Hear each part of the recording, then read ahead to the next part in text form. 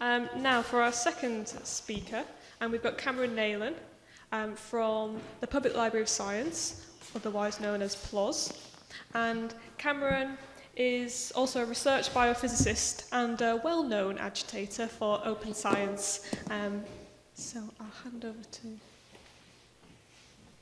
Cameron. And yeah, just Neil, yes. Yes, so questions will be at the end, so please, if you have any questions for Joe, Cameron and Caroline throughout the morning, please hold those in your brain, and then we'll have a panel. I'll write them down, yes, and we'll have a panel at the end. Or put them online. We'll store them in the cloud. And yeah, I do encourage people to test the app that Joe mentioned at lunchtime, over a sandwich. Okay, Cameron. So, thank you again for the invitation. I don't have any slides, so I'm afraid they won't be available at the end of the day, but hopefully the video will be. I'll try not to move too much as well. I'm very bad at walking backwards and forwards. So I want to take a somewhat different perspective. Joe's talked about the details of what's wrong with the current system, what could change, and what you can do about it. I want to take a slightly different track and start with the question of why. And I want to pose that question to you to start with. Why are you here?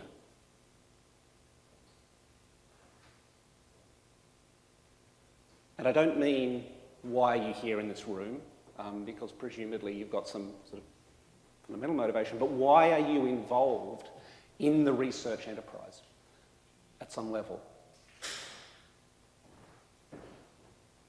What is it that brought you through some sort of educational process into an academic setting at one of these three institutions? What were the motivations that brought you here?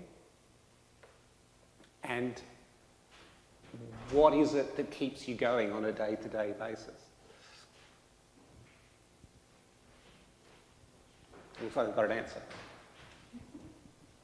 Hi, I'm Aaron Carnard from the LSE. I guess what I find important about research is that it underpins a lot of decision-making and policy-making. A lot of the cases, you know, you hear these sort of horror stories of people just making decisions without actually having any sort of background or insight, and I think research is important to actually underpin and rationalize the decisions that people make, especially at higher levels which affect, you know, larger populations. And that's a great answer. And I would imagine that many of you are thinking similar kinds of answers in terms of, you know, what I am doing will contribute to the body of human knowledge. It can improve health outcomes. It could improve policy outcomes, the environment, any one of a number of things. Just our understanding of where we've come from as a culture, as a people. Though of course I've come from the southern hemisphere, so I have a completely different culture, obviously. At least as far as when it comes to sport, anyway. So those are the questions that I think you should ask yourself, that we should ask ourselves on a regular basis. And the reason was illustrated very much by one of Joe's slides, that most of the money that is will pay for your beer this afternoon, or your dinner tonight, or your clothes, is coming from somewhere. Now, I imagine for a small number of you, it may well be coming out of your own pocket, which means that you have a really big stake in why you're doing this. But the majority of you will be having your research costs and your stipends or salaries covered by either the UK government, maybe a UK charity, possibly funded by people who pound up and down the pavement asking people for money, maybe another government from where you've come from, or perhaps a company. Let's not rule out the fact that there is, you know, significant industrial research. And again, there is a sense in which the people who pay for this research expect some form of outcome. And there's also a sense in which we, as taxpayers, and we're all taxpayers, even if we're not directly paying income tax, we still pay various other forms of tax. Some of that money goes into research and training, and we also have a stake in the question of how that money gets used. So as the recipients of that money, and I'm a recipient of that money, I spent most of my life in educational institutions and then in research institutions. I now work for a publisher, but that publisher is funded by article processing charges that mostly come out of research grants, and those research grants mostly come from the public purse. So I might be one step removed,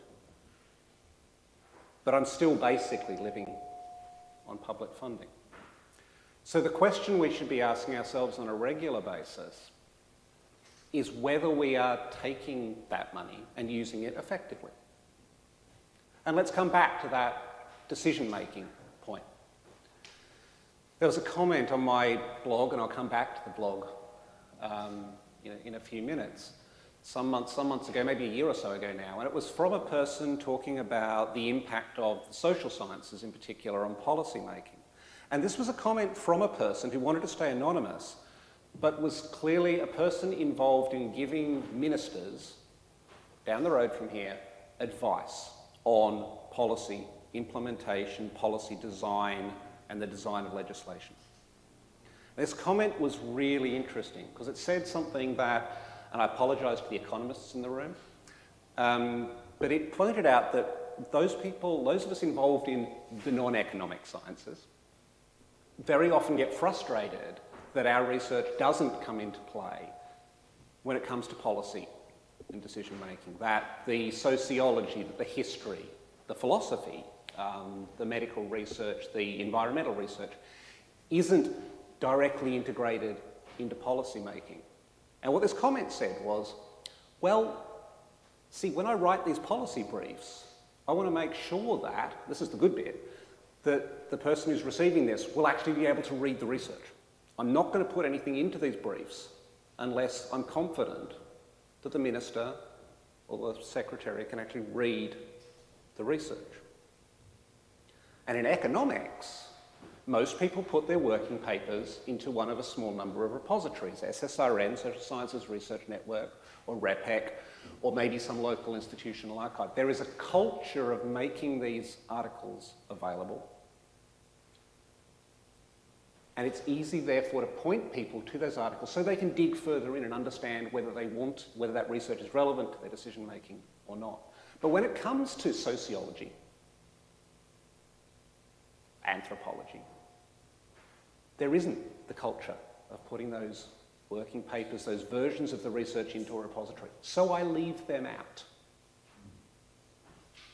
The research you're doing because you have a motivation for it to make a difference. And I know, and I've heard that many of you are sort of in the last stages of your PhD, that it often feels like actually the purpose of doing research is to write the papers or write the books or write the whatever the appropriate form of work is for your discipline. That's not the point, and it's never been the point. Those are means of communication, and we get tied up in the process of making those things the centre of what we're doing, particularly if you're in the process of writing a thesis, which of course becomes a complete and all-consuming process, where the end of that document is the only thing you ever want to deal with ever again. So as people who have, in many cases, a public trust or a financial trust placed in you, you have a role and a right to think about how the communication of your research is done so that it reaches the people who can use it. Many of the people who can use it will be other researchers. Probably the majority of them will be other researchers. But some of them may be teachers, some of them may be health professionals, nurses, doctors. Some of them may be policymakers, some of them may be entrepreneurs or business people. And the question is, what can you do to make it easier for them to find your work? And we have, as Joe mentioned, a massive advantage. Once upon a time, if you'd made a bunch of things available and printed them out and stuck them on a notice board, the chances of anyone finding them would have been nearly impossible. But today we have Google, or Bing, if anyone uses it. And that means that people can find very obscure things in this mess of content. The scientific literature, the research literature is a mess of content. I don't know very many people are actually still using tables of contents or publisher information to actually find articles. Everyone's using search, really. So people can find things, so making it available is worthwhile, because the person that you have never met, have never heard of, with an application that you would never have even thought of, as long as they can find your work and as long as they can read it and use it and discover it, then that application is there and it's possible. So let me tell you a story about my background. I currently work in a publisher. I used to be a senior scientist at a government research facility up at Didcot in Oxford. For those of you who might be involved in material science or crystallography, I was at the ISIS neutron scattering facility. Prior to that, I was an academic at the University of Southampton. My background is in science and biophysics, molecular biology, a certain amount of bioinformatics. So my perspective is one of a scientist. And you're going to hear perspectives from people from the humanities and other disciplines later. But there was a work we did some time ago, and it was work involved in finding ways to stick a molecule onto a protein. So to take a small molecule and put it onto a big biological molecule in a way which was chemically simple, works pretty well, and actually creates a really strong, stable bond between those two molecules. And we tried to publish this in the usual journals and got rejected, as one does. And at one point, I got completely frustrated with this. And there was this new journal on the block. This isn't actually a pitch for PLoS specifically, but it happens that the journal was PLoS One. I could tell this story about other people's work and other people's journals, but it happens to be the way the story does work out. So we published it in this journal, and not because the journal was open access, actually. We published there because it had this new way of thinking about the selection of the research that would be published, in that it would publish anything that was sound, properly done science. We were confident we had sound, properly done science. So we sent it there because I was fed up of sending it to this journal and that journal and the other journal. So it got published. And then I really kind of forgot about it for 3 years. And then 3 years later, I got a phone call. It was a phone call from a person who runs a virtual biotech company. So what's a virtual biotech company? So this guy is running a medical devices biotech development company out of his spare room. He has a computer and a telephone. And he looks for opportunities and he gets other people to do the work. And he had a problem. He had a problem that there was this great idea for a medical device for a fairly rare disease, but one which has uncomfortable and unpleasant symptoms. And this device could potentially make the lives of these patients a lot more pleasant, a lot more easier in the regular treatment they have to undergo. But there was a problem with the idea because it was difficult to make it safe. And in particular, it was difficult to make it safe enough to satisfy the US Federal Drugs Administration. And he thought that maybe the paper we'd published provided a solution. How did he find me? He didn't find me by carefully reading the literature. He wasn't actually a person from an academic setting. He wasn't a person with access to a university library. He found me by searching on Google and continuing to search to solve the problem. And because he found our paper, and because our paper was at the top of the list, because it was easy to access, because he could read the whole paper and not just the abstract, and didn't have to then fuss around trying to find some way to probably semi or illegally get a copy, he could identify the fact this was probably a good solution. It was worth contacting me. And that work's gone on, and actually they've just done some tests. And it looks as though this is going to work. Now, the astute amongst you will notice that I haven't told you what the device is, what the disease is. And the reason for that is because there are limitations on how open you can be when you're developing medical devices, when you're developing technologies. But by being open early in the process, we enabled someone to discover that there was an application of our work that I would never have thought of. For them to get in contact, for them to decide how they wanted to proceed, and now to take this forward into what is hopefully an application. And that's ultimately what motivates me to do the work that I do, is that it will be of use to someone, that it will be of value, that the public investment, the funny thing is we could never get funding for this project, but that's the way these things normally work. That someone's going to take the work and actually apply it. And again, some of that application will be in research, some of it in education, some of it in many other places. But the question is, how do you get your work with the minimum amount of effort into a space where it's available for people to discover it, to work with it, and to think about whether they might have an application, to think about whether they want to get in touch with you as the expert. And so we're starting to shift now from what we started with, is this notion of working for the public good and making everything available. And actually, when it comes down to it, these questions about open access and open data and open process, they're actually really selfish from a researcher's perspective. This is about placing yourself in the best possible position to raise your profile, get your work out there, to be recognised for what you've done, and to make the connections that might lead to further opportunities. Most of you will not end up working in academia. Harsh truth. Probably, with any luck, a significant proportion of you don't want to end up working in academia. But it's a harsh truth that the majority of those of you who do will not. You will end up in other places. And those places will value the public record of your writing, of your skills, of your critical thinking, of your ability to use data, of your ability to apply the relevant techniques for the kinds of roles and tasks and jobs, which there are many out there. PhD is a great training for a very wide range of jobs.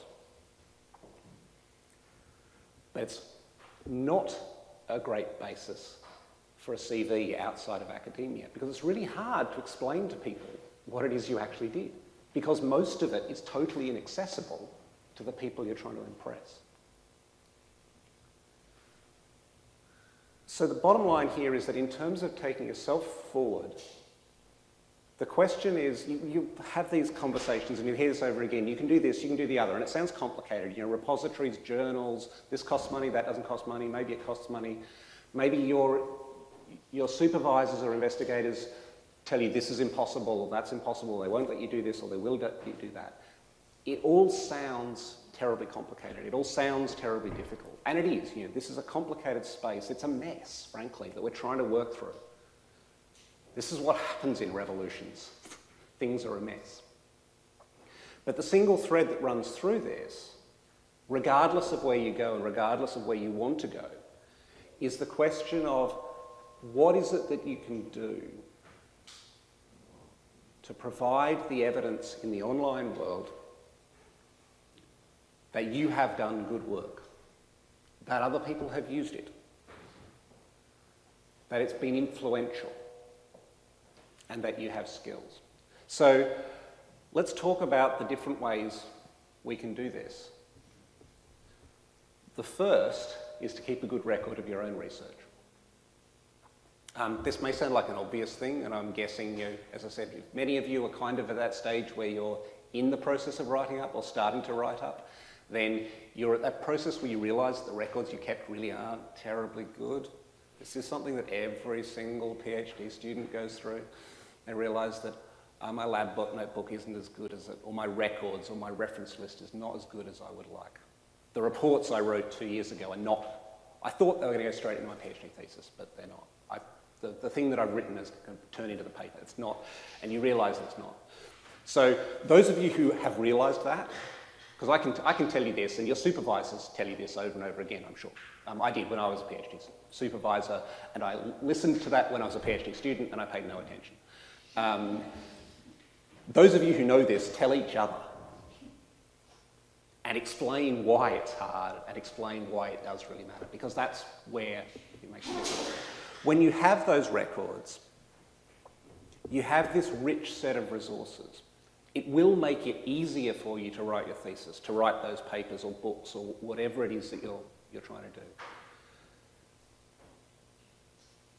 But also, it means you've got a record of the fact that you're doing the kind of management of the research process which is going to matter at the point when you are applying for jobs, when you are looking for postdocs. Increasingly, it's not just about access to articles, it's about access to data. It's about ensuring that the data and the evidence that you've used to drive your research is actually robust. Most of your supervisors are really, really bad at this.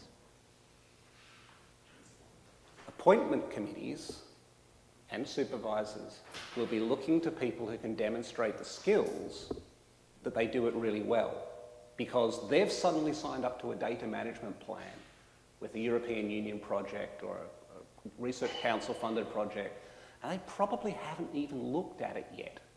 But they know when they bring someone onto that project, they're going to have to deliver on that plan. If you can show that. And so the question you should be asking yourself is not just how do I keep good records? And again, you know, the people in the libraries and the data management community that have organised this event are the people to go to and get the best advice on those issues. But what parts of that process can I make public? And the answer might be very little. The answer might be none at all. If you're dealing with human patient data, then the answer damn well better be none at all, because it's not appropriate to release that kind of information. But think about what you can release to position yourself as a candidate for the jobs you're thinking about looking for 1 year, 2 years, 5 years down the track. If you can't release data, if you can't make that available, or if you're not allowed to, or if there's timing issues, then think about the way you can write about what you do. Think about the opportunities that you have to put your voice online and to show and to learn how to write well for different audiences, but also to show that you can think critically about issues. And again, you may well find, you know, I'm not saying do this unilaterally, I'm not saying go and start writing about the details of what you're doing without talking to your supervisor. That would be a bad idea. They probably won't like that. But have that conversation and think about what it is you might be able to write. Maybe you can't write about your research, but you can write about research. Maybe you can write about the research that you're reading or looking at. And again, you can demonstrate through that writing that you are able to write, very important skill, that you can dissect research, that you can find research, that you can make decisions about what you think is interesting and valuable and correct. And those skills are the kinds of things that are being looked for in your CV. And as you go through this process, that will actually help you to write those formal documents, the papers, the books, the reports, whatever is appropriate in your disciplinary space. That ability to write, that practice at writing will make your life easier. The fact that you've got your evidence curated and managed will make that an awful lot easier. It will make you very popular with the deans and the IT managers who are being tasked with desperately trying to figure out how to make data retention work in your institution. It may well open up other career opportunities, other career paths in providing expert advice to other people. And so then as you get to this formal writing process, as you write the thesis and the articles and the books, the reports, then there are many options available to you to make those more available than they would otherwise be. And that's the only thing that really matters. At the end of the day, it's not that this is an all or nothing thing. And it's not that doing what the Research Council says you have to do or the institution says you have to do is what you're about here. Your target is to do whatever you can to make the work you've done more accessible, more available, and more discoverable. And I will talk a little bit about the ways you can do that, because there are choices and there are options. And depending on your discipline, depending on the availability of funds, depending on the systems available to you, you will have more or less of those choices. So let's imagine, I'm going to stick to articles because other people can talk more to books and monographs and other things like that. Let's imagine you're writing an article. You're probably writing an article with a whole bunch of people. Starting point. Those people will have opinions on which journals or places it should be sent to. But you have a lot of options even before you submit to think about making that more available. You can actually make preprints, the version of the working papers available in many places. Archive is one, SSRN, REPEC, institutional repositories will often take these kinds of things. There are other repositories out there. It is becoming quite common in many disciplines to make available a copy of the article at the very latest at the point it's submitted to a journal. Now this varies between disciplines, but if you're in mathematics or high energy physics, then you make sure that those things go out into a repository, because otherwise that's your date of priority. That's effectively your publication date. Now that's not true at the moment in, say, the biomedical sciences, where it's usually the date of submission or publication that tends to matter, but it is changing, and resources like the bioarchive run by Cold Spring Harbor are starting to shift that sense of, actually no, we said this earlier. We got our marker down first. And that can be quite important.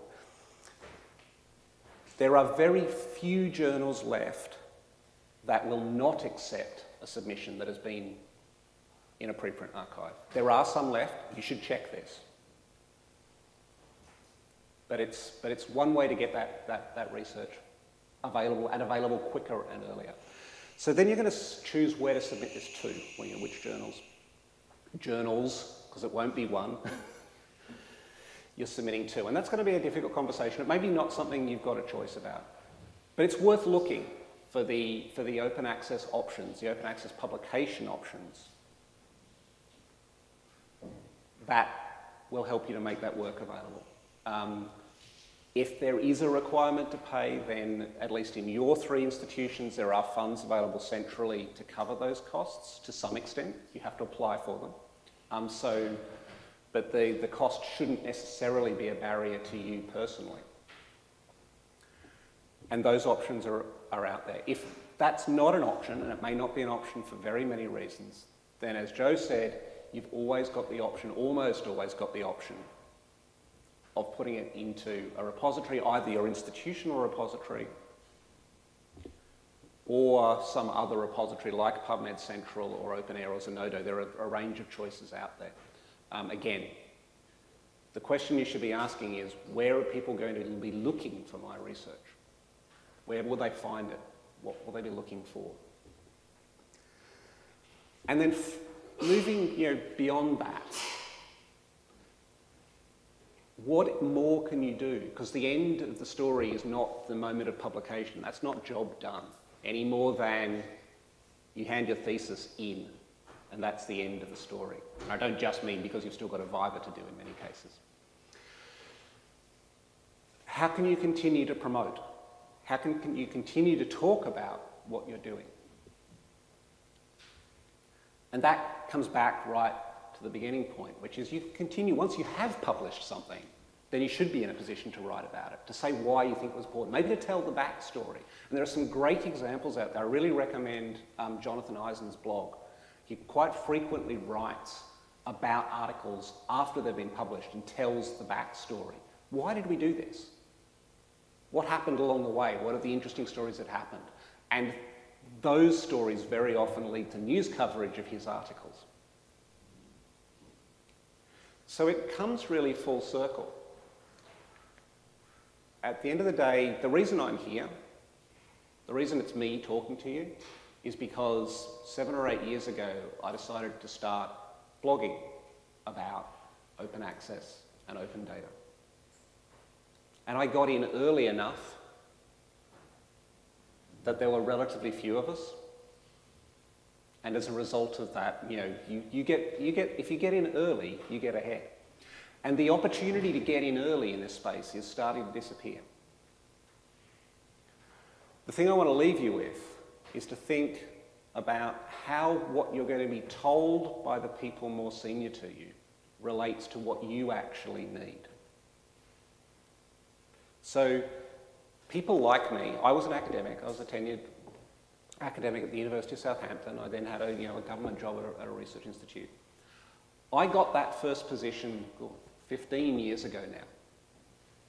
My thinking about what it takes to get a job is 15 years out of date. Even for those processes I was involved in selecting people for jobs in the limited scope of academia, were really focused on what they had done in the previous 5 years. You're not applying for a job 5 years ago. You're going to be applying for a job in 5 years' time. And you will want to present yourself as the future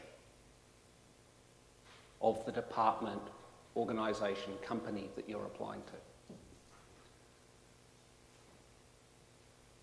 That doesn't mean ignore the advice you get. It doesn't mean that people don't know what they're talking about. But just keep in the back of your mind that your job is to look forward. And everyone's experience is looking backwards. Look at the direction of travel and try to understand how you can put yourself out in front. Because that's what will ultimately position you best to take your needs forward. And the nice thing, coming back to the beginning, is that actually if you do that, I strongly believe you'll also be doing a better job of delivering on those larger public aspirations to make the world a better place. I'll leave you with that. Thank you.